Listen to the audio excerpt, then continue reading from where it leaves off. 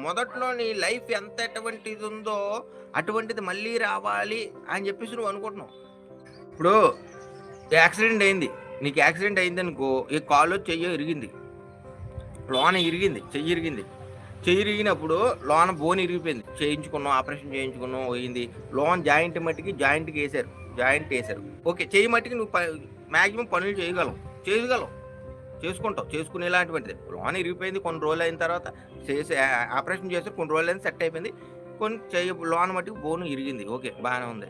నీ పనులు మట్టికి మళ్ళీ నువ్వు చేసేసుకునేటటువంటివి మామూలుగా అయిపోయింది. కొన్ని రోజులు, కొన్ని సంవత్సరాల తర్వాత. ఒరిజినల్ ఒరిజినలే.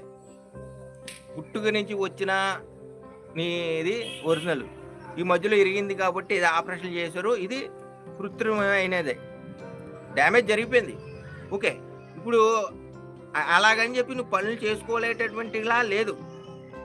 యథావిధిగా చేసుకోగలుగుతున్నావు. లేదు కొంచెం ఏంటంటే మొదట్లాగా కొంచెం 100 కేజీలు ఎత్తవలసింది ఒక 70 కేజీలు ఎత్తగలుగుతున్నావు.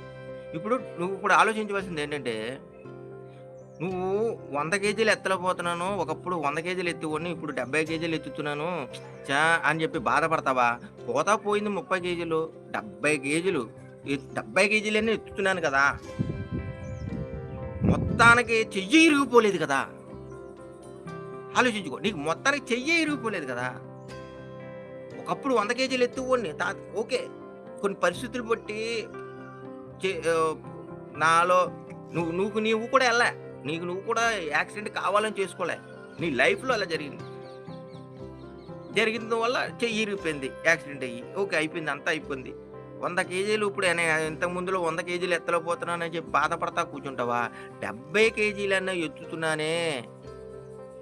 మొత్తానికి కొంతమందికి మొత్తం చెయ్యిలు ఇరిగిపోయి, కాళ్ళు ఇరిగిపోయినోళ్ళున్నారు. అసలు అలా 0% ఎత్తలేకపోతున్నారు. అంతకంటా ముఖ్యమైనది ఈ యాక్సిడెంట్లు జరిగి ప్రాణాలే పోయాయి. కనీసం నా ప్రాణం ఉంది. నాకు మళ్ళీ రికవరీ చేసుకునే టైమింగు ఇచ్చాడు దేవుడు.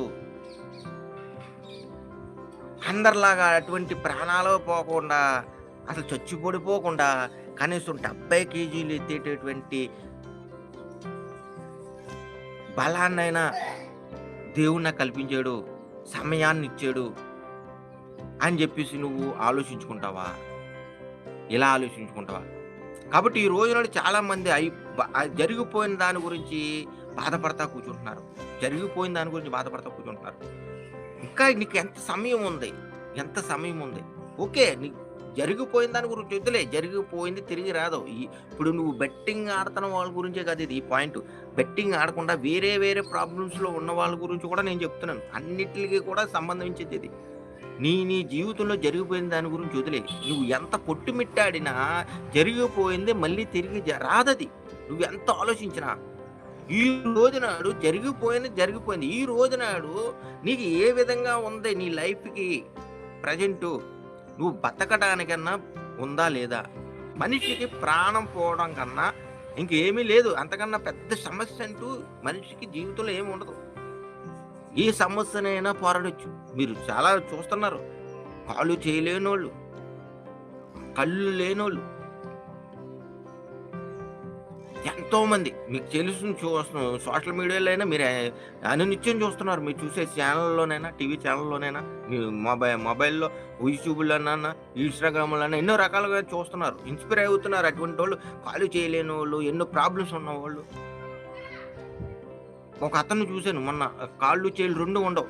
నేల మీద పాకుతూ ఉంటాడు. ఆయన ఎంతో గాని రోజుకి ఇంత గాని సంపాదిస్తాడంట. అతను సొంతగా స్వయం కృషితో పని చేసుకుంటున్నాడు. పేరు నాకు అది గుర్తులేదు. నేను మొన్నే ఒక వీడియోలో చూసాను. హ్మ్. మరి వాళ్ళనుకుంటే వాళ్ళేమనుకోవాలింకా? మనమెలా అనుకుంటే, మన చేతులారా చేసుకున్న మన పనులకి మనమెలా అనుకుంటే, మరి వాళ్ళ చేతులు చేసుకోలేదు. పుట్టుక నుంచి వాళ్ళు అటువంటి పరిస్థితుల్లో ఉన్నారు. మరి వాళ్ళెంత బాధపడాలి? చుట్టుపక్కల ఉన్న పరిస్థితులు బట్టి వాళ్ళు అనునిత్యం బాధపడతా ఉండాలి.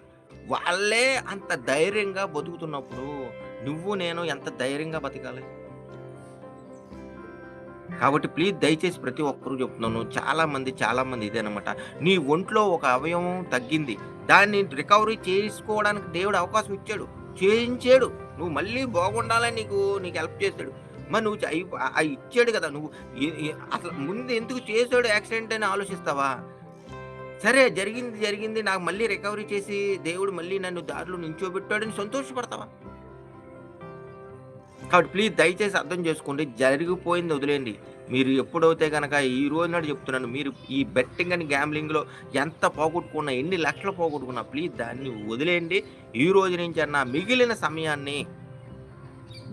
సమయాన్ని, మిగిలిన కాలాన్ని మీకు అనుకువగా మార్చుకొని, మీరు బాగుండాలి, మీ కుటుంబం బాగుండాలని మనస్ఫూర్తిగా కోరుకుంటున్నాను. Please thank you so much.